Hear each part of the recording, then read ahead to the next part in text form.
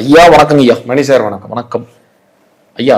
கடந்த பதிவுல கூட நம்ம மூன்றாம் பாவத்தை பத்தி நம்ம பேசியிருந்தோம். மூன்றாம் வீட்டை பத்தி நிறைய விஷயங்கள் சுவாரஸ்யமா பேசியிருந்தோம். அதே மாதிரி இன்னைக்கு நம்ம பேசக்கூடிய வீடு பாத்தீங்கன்னா 12ஆம் வீடு. 12ஆம் வீடுனா சில பேர் அசால்ட்டா அதுல ஒண்ணு இல்லப்பாடி நினைக்கிறாங்க. ஆனா உண்மையாலேயும் வாழ்க்கையின் இறுதி நாட்களை எண்ணக்கூடிய ஒரு வீடுன்னு சொல்லலாம்.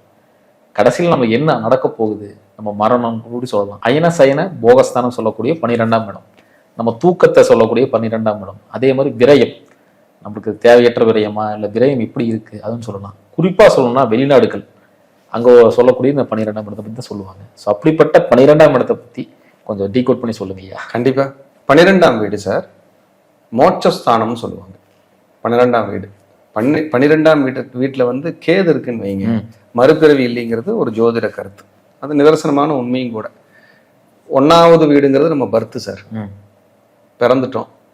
2வது வீடு எப்படி வருமானம் பண்ண போகிறோம், 3வது வீடு நம்ம முயற்சி எப்படி இருக்கும், 4வது வீடு சொத்துக்கள் எப்படி அமையும், 5வது வீடு குழந்தைகளோடு எப்படி இருக்க போகிறோம், 6வது வீடு நம்ம என்ன வேலை செய்ய போகிறோம், என்ன சர்வீஸ் பண்ணுறோம், என்ன வியாதி வரப்போகுது, 7வது வீடு நம்ம கிடைக்கிற லைஃப் பார்ட்னர், நம்ம சந்திக்கிற வாடிக்கையாளர்கள், 8வது வீடு நம்மளுடைய ஆயுள் ஸ்தானம், திடீர் அதிர்ஷ்டம், உயிர் சொத்துக்கள், 9ஆம் வீடு பாக்கியம், பதவி, பெரிய புகழ், ஆன்மீகம், 10வது வீடு தொழில், சமூக அந்தஸ்து, புகழ், 11ஆம் வீடு நண்பர்கள், லாபஸ்தானம். இதையெல்லாம் வரிசையாக அனுபவிச்சுட்டு சார் இறுதியாக நமக்கு மரணம்னு ஒன்று வரும். ஒரு நாளைக்கு என்னைக்காவது ஒரு நாளைக்கு மரணம் வரும் எல்லாருக்குமே. அந்த மரணத்தோட இறுதி காலம்தான் மோட்ச காலம்தான், நம்மளுடைய ஆன்மா விடுதலை அடைகிற காலம்தான் 12வது வீடு. அதான் மோட்சஸ்தானம்னு பேர். அப்போ அந்த 12வது வீடுங்கிறது ஒரு மனிதனுக்கு மோட்சத்தை குறிக்கக்கூடிய ஒரு வீடு. அப்போ 12வது வீடுங்கிறது மோட்சத்தை மட்டும் சொல்லாது, ஒரு மனுஷனோட இல்லற சுகத்தை சொல்லும், படுக்கை சுகத்தை சொல்லும், அயன சயன போகத்தை சொல்லும். இப்போ இது 12ஆம் வீடு நல்லா இருந்தாதான் இது திருப்தியா இருக்கும், இல்லைன்னா திருப்தி இருக்காது, டிஸ்டர்ப் ஆகும். ஒரு மனிதனை உலக வாழ்வில் இருந்து துண்டிப்பதும் 12ஆம் இடம் தான். குடும்பத்தை விட்டுட்டு யாரோட ஒட்டும் இல்லாம உறவும் இல்லாம துண்டிச்சு தனியா கொண்டு ஒரு காட்டுக்குள்ள போடுற இடம் 12ஆம் இடம் தான். இது சிறைக்கு அங்கதான் அதான் சொல்ல வரேன். அப்ப ஒருத்தனை தனிமைப்படுத்துது அப்படின்னா 12ஆம் வீடு தனிமைப்படுத்தினா எப்படி தனிமைப்படுத்தும்? நான் குடும்பத்தை விட்டுட்டு வெளிநாட்டில் இருந்தேன், இது தனிமை. நான் எல்லாத்தையும் விட்டுட்டு செஞ்ச தப்புக்காக தண்டனை அனுபவிச்சு சிறை தண்டனைக்கு போயிட்டேன், இது 12. எல்லாத்தையும் விட்டுட்டு ஆசிரமத்தில் போய் சேர்ந்துட்டேன், இது 12. அப்போ 12ஆம் வீடு என்பது தனிமை. நீங்கள் 12 வளர்த்துட்டாலே குடும்பத்தார் கூட உட்காந்து சந்தோஷமா சிரிச்சு பேசிட்டு இருக்க மாட்டாங்க. போய் பெட்டில் படுத்துட்டு செல்ல நோண்டிக்கிட்டு கொஞ்ச நேரம் தூங்கி எழுந்திரிச்சு படுத்துட்டு ரூமுக்கே டீ காஃபி எல்லாம் வர வச்சு குடிச்சிட்டு தனிமையாவே இருப்பாங்க ஒரு மாதிரி. இந்த 12ஆம் வீட்டோட வேலை. அப்ப 12ஆம் வீடுங்கிறது ஒரு இறுதி பயணத்தை கொடுக்கும். ஆனா இவங்க கிட்ட இந்த 12ஆம் வீட்டுல ஒரு கிரகம் இருக்குன்னு வைங்களேன், அது சுப கிரகமா இருந்தா இவங்க செய்யற விரயங்கள் பூரா சுபமா முடியும். ஏன்னா 12ஆம் வீட்டை விரயஸ்தானம்னு சொல்றோம். நம்ம பண்ற செலவினங்கள், நம்ம ஒருத்தருக்கு கொடுக்கறது, நமக்காக நம்ம பண்ணிக்கிற செலவுகள், இது எல்லாமே 12ஆம் வீடு தான். அப்ப 12ஆம் வீடுங்கிறது நம்ம பண்ணக்கூடிய செலவுகளை சொல்லக்கூடிய இடம். அது நம்ம எந்த மாதிரி செலவா பண்ணுவோம் அப்படின்னா, சுப கிரகமா இருந்தா சுப செலவு. கார் வாங்கினேன், இடம் வாங்கினேன், வீடு கட்டினேன், ட்ரெஸ் எடுத்தேன், நகை எடுத்தேன், வெளிநாட்டு டூர் போய் ஜாலியா இருந்தேன், இதெல்லாம் 12ல சுப கிரகம் இருந்தா. பாவ கிரகம் இருந்தா சிறை தண்டனை அடைஞ்சேன், நோய்க்காக செலவு பண்ணேன், சர்ஜரி பண்ணேன், மருத்துவமனையில படுத்திருந்தேன், ஐசியூல 10 நாள் இருந்து 10 லட்சம் ரூபாய் பணம் கட்டினேன், இது அசுப விரயம். அப்ப சுப விரயம் இருக்கு, அசுப விரயம் இருக்கு. இது ரெண்டையுமே நம்ம மேனேஜ் பண்ணி பார்க்கணும்னா உங்க 12வது வீடு நல்லா இருக்கும். 12வது வீட்டுல 12ஆம் அதிபதி வலுத்தா அதுக்கு பேரு விமல யோகம். விமல யோகம்னு பேரு. அப்படின்னா என்ன சார் அர்த்தம் அப்படின்னா, உங்களுக்கு எல்லாமே கிடைச்சிடும். நீங்க 12 கட்டமும் கொடுக்க வேண்டிய தானம், ஆர்னமெண்ட்ஸ், நகை, வீடு, கடன், நோய் எல்லாமே கிடைச்சிடும். கடைசியா 12ஆம் வீட்டுல நிற்கும், எல்லாம் அனுபவிச்சுட்டேன் போய் சேர்ந்துடுறேன்னு போயிடும். 12ஆம் இடம் மட்டும் ஒருத்தருக்கு நல்ல கிரகம் இருந்து, நல்ல கிரகம் பார்த்து, நல்ல கிரகங்கள் அருமையா அந்த கிரகங்கள் அங்க உட்கார்ந்து நல்ல பலமா இருந்துச்சுன்னா இவங்க தன்னலம் கருதாமல் எந்த உள்நோக்கமும் இல்லாம நிறைய பேர்த்துக்கு இவங்க தான தர்மம் பண்ணுவாங்க. 12ஆம் வீடு மட்டும் பலம். இப்போ உதாரணத்துக்கு சிம்ம லக்னம் 12ல சந்திரன், வளர்பறை சந்திரன் ஆட்சி பெற்று உட்கார்ந்துருக்கிறாருன்னா இவங்க நிறைய தான தர்மம் பண்ணுவாங்க, நிறைய தான தர்மம் பண்ணுவாங்க. மிதுன லக்னம் 12ஆம் வீட்டுல சுக்கிரன் ஆட்சி பெற்று உட்கார்ந்துருக்காரு, நிறைய தான தர்மம் பண்ணுவாங்க, நிறைய கொடுத்து உதவுவாங்க. இவங்க தன்னலம் கருதாமல் கொடுப்பாங்க. இவங்க கிட்ட ஈஸியா பணம் கேட்ட கொடுத்துரு வாங்கிடலாம். கொஞ்சம் கஷ்டமா இருக்குப்பா கொஞ்சம் பார்த்து செய்யணும் கொடுத்துருவாங்க. அவங்களுக்கு அது பிடிக்கும். எங்கேயாவது போனால் கூட இவங்க தான் சாப்பிட்றதுக்கு காசு கொடுப்பாங்க, இல்லை நானே பெட்ரோல் போட்டுக்கிறேம்பாங்க, இல்லை ஃப்ளைட் டிக்கெட் நானே எடுத்துறேன், நீங்களாம் வந்தால் மட்டும் போதுமாங்க. இதெல்லாம் 12ஆம் வீடு. ஏன்னா இவங்க கிட்ட சுயநலமே இருக்காது. தன்னலம் கருதாமல், சுயநலம் கருதாமல், பொதுநலத்தோடு டெடிகேஷனா தன்னை அர்ப்பணிச்சு வேலை பார்க்குறவங்க எல்லாம் 12ஆம் இடம் நல்ல கிரகம் இருக்கிறவங்க தான். மோட்சஸ்தானம் 12ஆம் இடம்ங்கிறது அது மட்டும் இல்லை சார். இவங்க பண்ற செலவு வந்து அது மட்டும் இல்லை. சிறைச்சாலைக்காக, வழக்குக்காக, மருத்துவத்துக்காக பண்ற செலவும் 12ஆம் இடத்தை தான் குறிக்கும். உங்க ஜாதகத்துல 2வது தொழிலை சொல்றது 12ஆம் இடம். 2வது தொழில் 10ஆம் இடத்துக்கு 3 சிஸ்டர் கன்சர்ன். அப்ப 2வது தொழில் நல்லா இருக்குதா, ஃபர்ஸ்ட் தொழில் நல்லா இருக்கா? சிலர் எல்லாம் முதல் தொழில் ஆரம்பிச்சு விட்டுருப்பாங்க, 2வது தொழில தான் ஜெயிச்சிருப்பாங்க. அப்ப 12ஆம் இடம் பலமா இருந்தா 2வது தொழில் இவங்களுக்கு பலம், இல்லைன்னா அது மைனஸ் ஆயிரும். அப்படிங்கிறது ஒரு பலம். 12ஆம் இடம் நல்லா இருக்கணும். 12ஆம் இடம் உங்களுக்கு வலுத்து இருந்ததுன்னா தந்தையாரின் சொத்துக்கள் கிடைக்கும். தந்தையாரின் சொத்துக்கள் 12ஆம் இடம் நல்லா இருந்ததுன்னா உங்க அம்மா வந்து பொது சேவையோட, ஆன்மீகத்தோட, மற்றவங்களுக்கு வந்தா கூட நல்ல சாப்பாடெல்லாம் செஞ்சு போட்டு, என் மக்கள், என்னோட நபர்கள், நண்பர்கள்னு அவங்களுக்கு நிறைய செய்யக்கூடியது நீங்க பார்க்கலாம் 12ஆம் இடம் வலுத்து இருந்துச்சுன்னா. அப்ப 12ஆம் இடம்ங்கிறது உங்க லக்னத்துக்கு 12ஆம் இடம்ங்கிறது நீங்க வந்து பிறந்துட்டீங்க, இறுதி காலத்தை என்னன்னு சொல்றது தான் 12. அப்ப 12ஆம் இடம் மோட்சம், இறுதி ஸ்தானம். அப்ப 12இல் சுபகிரகம் இருந்தால், 12இல் உங்க லக்னத்தோட யோக கிரகங்கள் அமர்ந்து நல்ல நிலையில் அமர்ந்திருந்தால், எந்த பாவிகள் தொடர்பும் இல்லாமல் இருந்தால், நீங்க நாளைக்கு உங்க குழந்தைகள் எல்லாம் எதிர்பார்க்கவே வேண்டாம். உங்க காசு, உங்க சம்பாத்தியம் நீங்களே ஓனா கடைசி வரைக்கும் செல்ஃபா நல்லபடியா இருந்துட்டு போய் சேர்ந்துடலாம். பாவிகள் இருக்கிறாங்க அப்படின்னா உங்க குழந்தைகளாலும் மன வருத்தம் வரப்போகுது, உங்களுக்கு கடைசி காலமும் சிரமமா இருக்க போகுது. அப்ப இப்பவே நீங்க என்ன செய்யணும்? உங்க ஜாதகத்தை எடுத்து பாக்குறீங்க, ஒரு 50 வயசுக்காரர் பாக்குறாரு, 12ஆம் இடத்துல சனி ராகெல்லாம் உட்காந்துருச்சு, பாவிகள் நிறைய இருக்காங்க, லக்னாதிபதி பலம் இழந்து 6ஆம் இடம் வலுத்துருச்சு, அப்ப நோயினால அவதிப்பெற போறோன்னு அது சொல்லுது. கடைசி காலத்துல மருத்துவமனை வாசம் தான் சொல்லுது ஜாதகம். இப்ப இருந்தே பிரிகாஷன் என்ன பண்ணணும்? உங்க ஹெல்த்தை கரெக்ட் பண்ணிக்கிட்டே வரும், பார்த்துக்கிட்டே வரும். அதுக்கெல்லாம் தான் ஜாதகம். நம்மளை சரி பண்ணிக்கிட்டே வரும்போது கடைசியை பெருசா இல்லாம, தொந்தரவு இல்லாம இருக்கலாம். 12ஆம் இடத்தில் சுப கிரகங்கள் இருந்து நல்ல கிரகங்களா இருந்தா மரணம் நல்லா இருக்கும். அங்கே இங்கே விழுகாம, விபத்து நடக்காம, எதுவும் தப்பில்லாம, படுத்தாரு காலையில ஆள் இல்லப்பா அப்படிங்கிற மாதிரி நல்ல மோட்சத்தை கொடுத்துரும். சிலர் எல்லாம் பாத்தீங்கன்னா ஏகாதசி அன்னைக்கு இறந்திருப்பாங்க, பிரதோஷத்து அன்னைக்கு இறந்திருப்பாங்க, சிவன் ராத்திரி அன்னைக்கு இறந்திருப்பாங்க. இப்ப மயில்சாமி சார் இருக்காருல்ல, ஆக்டர், அவரெல்லாம் சிவன் ராத்திரி அன்னைக்கு தான் மோட்சமானாரு.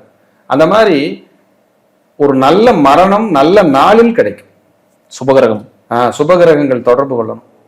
நல்ல நாள்ல நல்ல மரணம் வந்து நல்லபடியா கிடைக்கும். சார் ஒருத்தர் மரணத்துக்காக தான் சார் ஏங்குறோம். எப்படி ஏங்குறோம்? செத்து போயிடணும்னு ஏங்கல, கடைசி காலம் நல்லா இருக்கணும், அந்த மரணம் நல்ல மரணமா இருக்கணும், படுக்காம கொள்ளாம போயிடணும், நம்ம படுத்து இறந்துடக்கூடாது அப்படிங்கிறதுல தெளிவா இருப்பாங்க. அப்போ அந்த மரணத்தையும் இறுதி நாட்களையும் கரெக்டா சொல்ற இடம் 12. அப்ப 12ஆம் இடத்தை வச்சு நிறைய சொல்லிட்டே போகலாம் சார். 12ஆம் இடம்ங்கிறது சூப்பரான ஒரு இடம் சார். 12ஆம் இடம் நல்ல கிரகம் இருந்து நல்ல வலுத்து இருந்ததுன்னா நீங்க கட்டுற வீடு எப்படி தெரியுமா இருக்கும்? கோயில் மாதிரி இருக்கும். ஏன்னா அது 4ஆம் வீட்டுக்கு 9வது வீடு 12ஆம் இடம். நீங்க கட்டுற வீடு கோயில் மாதிரி இருக்கும். உங்க வீட்டுக்குள்ள நான் ஒரு சும்மா 2 ரூம் போட்டிருந்தாலும் சரி, உங்க வீட்டுக்குள்ள வந்தா சார் வீடு சூப்பரா இருக்கு சார், தெய்வீகமா இருக்கு, வீடு பார்த்தா லட்சணமா இருக்கு சார், எங்களுக்கு உள்ள வரும்போது நிறைவா இருக்கு சார் அப்படின்னு சொல்லுவாங்க. இந்த 12ங்கிறது அப்படிப்பட்ட ஒரு அமைப்பை கொடுக்கக்கூடிய ஒரு அற்புதமான விஷயம். அப்புறம் கும்பாபிஷேகம் 12ஆம் இடம். கும்பாபிஷேகம் பண்ணி பார்க்கறது. இப்போ குருவோ, சூரியனோ, செவ்வாயோ, 5 குடைவனோ, 12 குடைவரோ, 9 குடைவரோ இல்லை கனெக்ட் ஆயிட்டாங்கன்னா வாழ்நாளில் ஒரு நாளாவது இவங்க கும்பாபிஷேகம் பண்ணிடுவாங்க. இவங்க பேரோ, இவங்க பாட்டனார் பேரோ, அப்பா பேரோ கல்வெட்டில் இருக்கும். 12ஆம் இடத்தோடு 10ஆம் இடம் தொடர்பு கொண்டு 5ஆம் இடம் தொடர்பு கொண்டால், 12, 10, 5 தொடர்பு கொண்டால் பூர்வீகத்தில் சமாதி இருக்கும். இவங்க பெரியவங்களை பூர்வீகத்தில் புதைச்சிருப்பாங்க. நான் முந்தாண்டத்து கூட ஒருத்தர் கேட்டேன், சார் உங்களுக்கு 12, 10, 5 தொடர்பு, உங்களது முன்னோர்கள் அங்கே உங்க இடத்துல புதைச்சிருக்காங்களான்னு கேட்டேன். எங்களது 30 ஏக்கரை தோட்டம், எங்க முன்னோர்களை புதைச்சு நாங்கள் இன்னைக்கு கும்பிட்டுட்டு இருக்கிறோன்னு சொல்றாங்க. ஏன்னா 12ங்கிறது இறுதி, 10ங்கிறது கர்மா, 5ங்கிறது பூர்வீகம், 12ங்கிறது மோட்சம். அங்க கொண்டு போய் அதை அடக்கம் பண்ணி அவங்க வழிபடுறாங்க பாருங்க, எவ்வளவு பெரிய விஷயம். இதெல்லாம் ஜோதிடத்தை தவிர வேற எதுல சார் சொல்லிடுவீங்க? ரசிச்சு ருசிச்சு சொல்லலாம் சார். அப்படிப்பட்ட ஒரு அற்புதமான இடம் சார். 12ஆம் இடத்துக்கு ஒரே பரிகாரம் தான், சிறப்பான பரிகாரம். தனுஷ்கோடி யாத்திரை, ராமேஸ்வர யாத்திரை, தனுஷ்கோடி, ராமேஸ்வரம், கன்னியாகுமரி யாத்திரை, ஸ்ரீ ரங்கநாதர் யாத்திரை. இதெல்லாம் பண்ணா 12ஆம் இடத்தினால் வரக்கூடிய தொந்தரவுகளை நீங்க குறைச்சிக்கலாம். எங்க கும்பாபிஷேகம் நடந்தாலும் அட்டன் பண்ணுங்க. உங்களால பணம் கொடுக்க முடியும்னா கும்பாபிஷேகத்துக்கு டொனேஷனை அள்ளி கொடுங்க. 12ஆம் இடம் உங்களுக்கு நல்ல ஆக்டிவேட் ஆகி உங்களுக்கு சுபகிரகங்களை மட்டுமே கொடுக்கறதுக்கு பர்மிட் பண்ணிடும். உங்களை மரணப்படுக்கையில் இருந்தோ, வியாதிகள் இருந்தோ, பெரிய தொந்தரவுகள் இருந்தோ உங்களை சிக்காம பார்த்துக்கிற நல்ல கர்மாவை அது விதைச்சு கொடுக்குன்னு சொல்லி மீண்டும் ஒரு நல்ல பதிவில் சந்திக்கலாம். நன்றி, வணக்கம், வாழ்க வளர்க. நன்றிங்க ஐயா. வணக்கங்க ஐயா. மணி சார் வணக்கம். வணக்கம் ஐயா. கும்பாபிஷேகம் அருள்மிகு மகாசக்தி குபேர வாராகி அம்மனோட கும்பாபிஷேகம் நடக்கிறதுக்கு செப்டம்பர் 17ஆம் தேதி. கிட்டத்தட்ட மிகப்பெரிய ஒரு கால்ஸ் வந்துகிட்டே இருக்குங்கய்யா. நாங்களும் நிறைய பங்களிப்பு கொடுக்கணும்னு நேர்கள் நிறைய பேர் கோரிக்கை வச்சிருந்தாங்க. நீங்க அதை பத்தி கொஞ்சம் சொல்லுங்க. நிறைய கொடுத்துக்கிட்டு இருக்காங்க ஐயா. கண்டிப்பாங்க. மித்ரா டிவி, பக்தி யுகம் எல்லா அன்பர்களுக்கும், மந்த்ரா டிவி எல்லா அன்பர்களுக்கும் மற்றும் தமிழகத்தில் இருக்கிற அத்தனை அன்பர்களையும் இருகரம் கூப்பி கும்பாபிஷேகத்துக்கு வருக வருக என வரவேற்கிறேன்.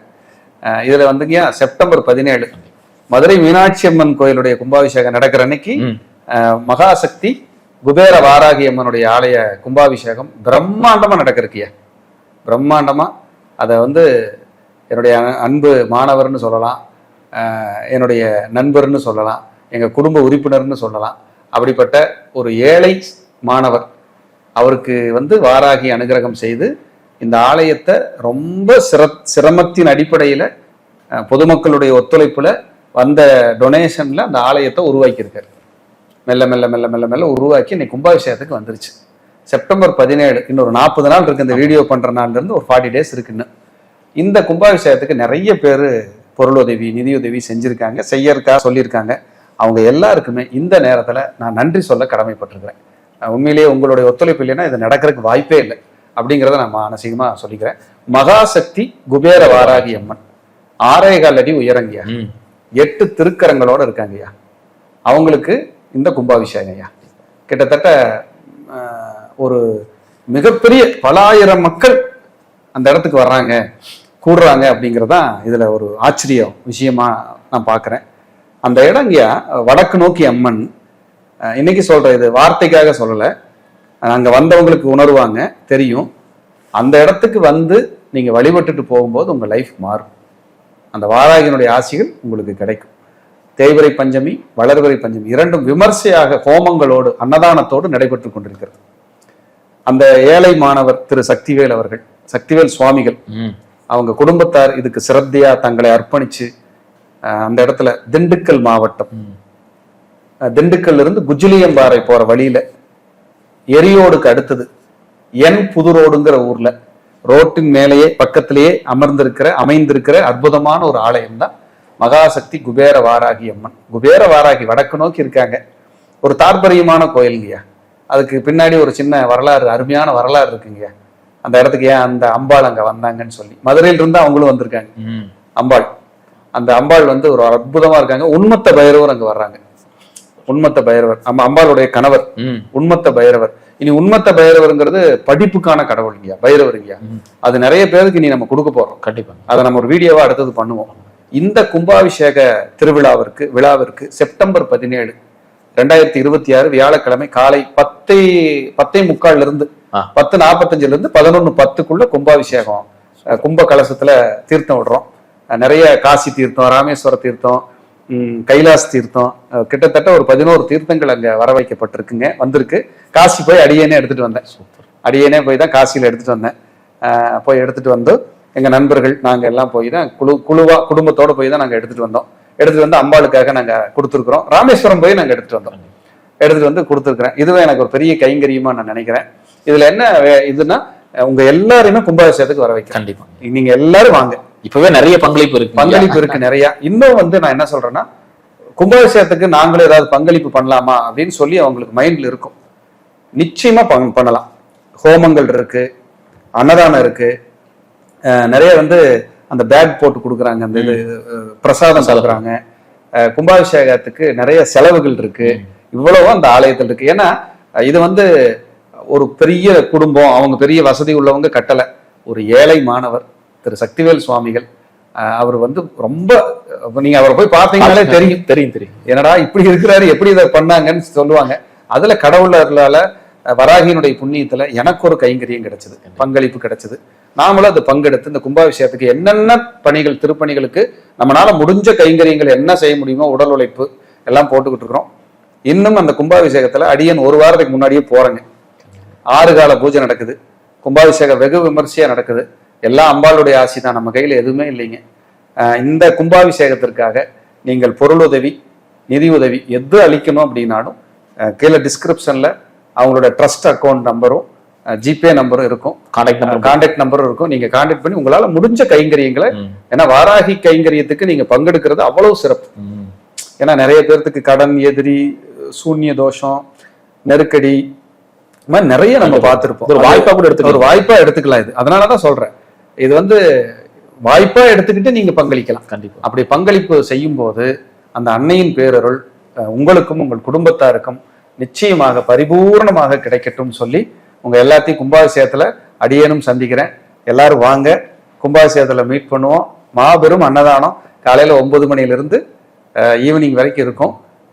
நிறைய பல ஆயிரம் பேர் வருவாங்கன்னு எதிர்பார்க்குறோங்க. நிறைய பேர் டொனேஷன், ஃபுட்டுக்கு எல்லாத்துக்குமே கைங்கரியத்துக்கு ஏற்றுக்கிட்டு இருக்காங்க. நீங்களும் செய்யுங்க. உங்க எல்லாரையும் நானும் ஆலயத்தில் சந்திக்கிறேன். ரொம்ப சந்தோஷம். நன்றி, வணக்கம், வாழ்க வளர்க.